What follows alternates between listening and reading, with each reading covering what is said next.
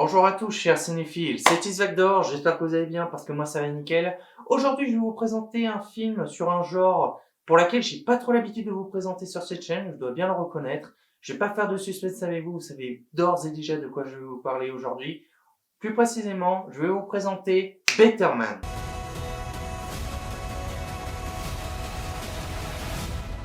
Donc, l'histoire commence.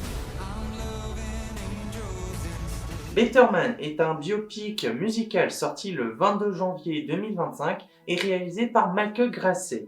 Pour ceux qui ne le connaissent pas, il est connu pour être le réalisateur de The Greatest Showman. Nous allons suivre l'ascension du célèbre chanteur-compositeur britannique Robbie Williams, qui est devenu une star avec le boy band Take That dans les années 90. Ce dernier a peu à peu plongé dans le paradis artificiel avant de retrouver le succès en solo en 1997 avec la chanson Angel. Je vous le dis tout de suite, comme pour beaucoup de personnes, j'ai vu toute la hype, toute l'annonce qu'il y a eu autour de ce film, toutes les critiques de différentes personnes qui ont fait un avis sur ce film, comme quoi c'était le plus grand film et la plus grande surprise de cette année.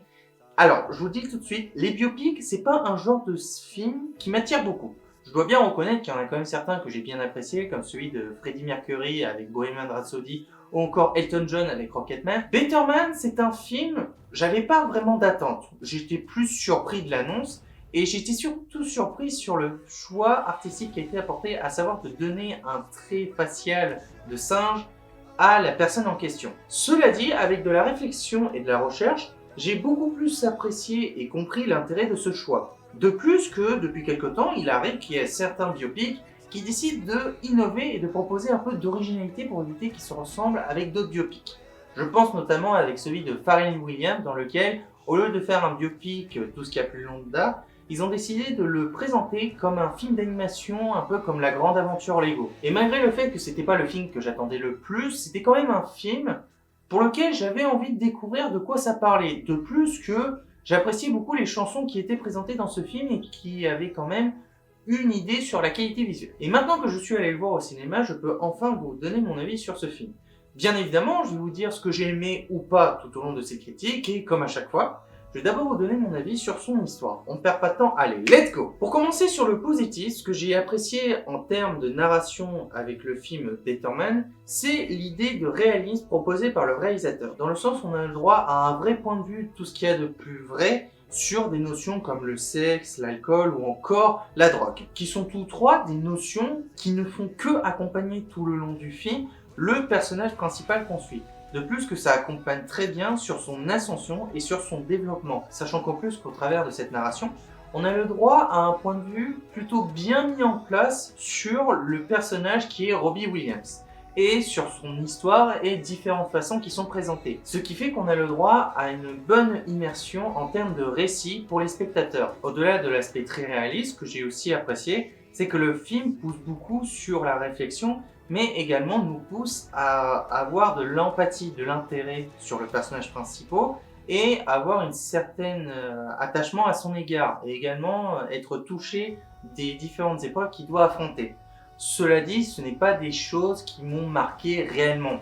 C'est-à-dire, contrairement à plein de films que je vous ai présentés sur cette chaîne, c'est pas un film pour lequel j'ai versé une larme, c'est pas un film pour lequel j'étais vraiment bouleversé. J'étais touché, j'ai trouvé que c'était vraiment beau et que c'était triste aussi à la fois, notamment aussi qu'il y a une bonne combinaison en termes de genre avec un peu de comédie qui marche plutôt bien, mais également avec un soupçon de tristesse et de drame qui accompagne bien la narration, je trouve, mais pas au point de me faire verser des cascades de larmes. Je vais pas aller jusque-là non plus. Par ailleurs, au-delà d'avoir un récit de ce qu'il y a de plus honorable, le vrai problème du film, c'est qu'il est un peu tiré en longueur. C'est comme ça que je l'ai ressenti. Après, ce qui démarque également ce film de certains biopics, c'est sur sa qualité visuelle. En effet, le film, pour ma part, je l'ai trouvé vraiment très beau. Il y a une très bonne touche artistique, il y a franchement une identité qui est propre à l'histoire de Robbie Williams qui fonctionne très bien. Il y a de nombreuses idées qui font leur charme et qui permettent d'avoir une touche d'originalité. Cependant, j'ai trouvé quelque chose de désagréable au visionnage de ce film, un peu comme pour le cas de Wicked, dans lequel il y a beaucoup de plans qui sont bien mis en place. Cela dit, il y en a certains qui sont légèrement surexposés. ce qui fait que ça casse un peu l'idée de l'aspect visuel. Je souligne ça, mais pour ma part, c'est un facteur si mineur que ça m'a pas empêché d'apprécier le film. C'est quelque chose que j'ai remarqué, ça je le cache pas, la preuve, je vous en parle dans la vidéo, mais ça m'a pas empêché de passer un bon moment devant. Pour le cas de la musique, elle a été gérée par Batu Sinner. Alors, désolé pour la prononciation. Si vous le connaissez pas, il est connu pour avoir composé la musique par exemple du film Harold et le crayon magique, mais également du film L'âge de glace, les aventures de Buck. Je sais que je vais donner cette impression de me répéter, mais pour ma part, j'ai trouvé que les compositions de ce film étaient vraiment bien. Personnellement, je trouvais que le film proposait une bonne immersion sonore, due au fait qu'on a eu le droit également à de nombreuses compositions et chansons de la part de Robbie Williams, qui sont toutes excellentes. Mais pour le travail apporté de ce compositeur dans ce film, je les ai trouvées bien, mais je les ai pas trouvées marquantes non plus. C'est-à-dire que, comme je l'ai dit dans plusieurs critiques depuis ces années, c'est qu'il existe deux types de musique, celle qui habille et celle qui raconte. Et pour le cas de ces compositions en dehors des chansons, c'est vraiment des musiques qui habillent pour pouvoir avoir un accompagnement sonore pour la narration du film. Franchement, dans l'ambiance, c'est vraiment bien, il y a une bonne immersion sonore. C'est pas parfait non plus, mais ça reste vraiment plus que honorable. Et pour le cas des personnages, je vais vite survoler le sujet sur le fait que on s'intéresse surtout sur l'ascension de Robbie Williams. Il y en a certains qui ont de l'intérêt, qui permettent d'avoir un développement pour notre personnage en question, qui lui permet de changer mentalement sur certains aspects. Cela dit, comme je le dis à chaque fois, on sent qui est mis sur le devant de la scène et ceux qui sont mis en retrait. Ce qui marche bien avec son histoire, c'est la manière dont elle est présentée, mais également comment notre personnage doit les affronter. C'est-à-dire qu'il traverse plusieurs événements, qui le fait beaucoup douter de lui-même, qui lui fait passer à travers des phases très difficiles, notamment avec les notions de l'alcool, du sexe ou encore de la drogue, qui certes sont des choses qui permettent de se sentir bien, mais qui sont pour la plupart des cas des moyens de repli à la réalité. Et Robbie Williams, ce n'est pas un cas à part. C'est ça que j'ai aimé dans son histoire, c'est qu'il montre vraiment tout l'aspect obscur du show business. Tout le côté négatif, parce que on est beaucoup à se dire que la célébrité c'est quelque chose de cool, que ça peut être quelque chose qui permet de vivre librement.